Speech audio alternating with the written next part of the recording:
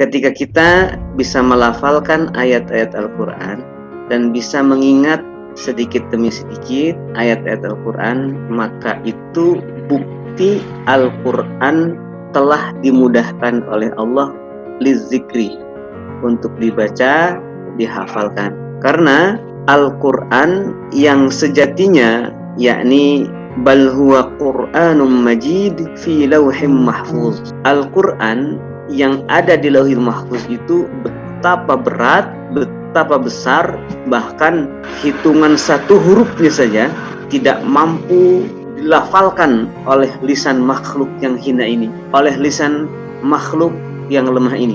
Ketika kemudian Al-Quran firman Allah disederhanakan menjadi huruf-huruf yang bisa kita baca, maka itu bagian dari taisir Allah terhadap Al-Quran itu. Itu yang pertama. Yang kedua, mudah itu adalah tentang kesyukuran.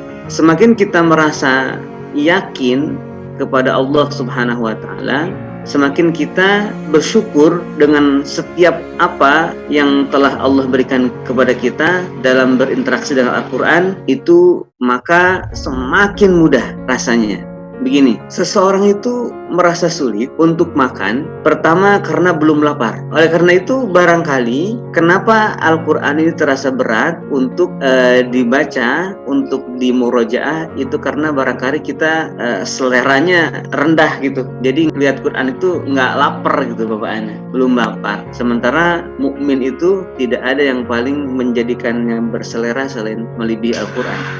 Yang kedua, penyebab seseorang tidak berselera makan itu, jadi tidak mudah makan, itu karena sakit, ya, karena sakit. Maka kalau suatu hari kita menghafal tidak terasa mudah, maka itu yakin itu sedang sakit, dan obatnya juga adalah Al-Quran. Al-Quran akan menjadi obat yang sakit, tetapi memang rasanya berat dan pahit, tetapi bagi yang sehat itu sangat menyenangkan. Itu dua menggambarkan bagaimana Al-Quran telah dimudahkan oleh Allah Subhanahu wa Ta'ala untuk dihafalkan. Ya, ini kalau sekarang kita punya hafalan satu ayat, ya itu bukti Al-Quran dimudahkan. Karena kalau tidak dimudahkan, satu ayat pun kita nggak bakal mampu untuk menghafal yang maha agung dan besar itu.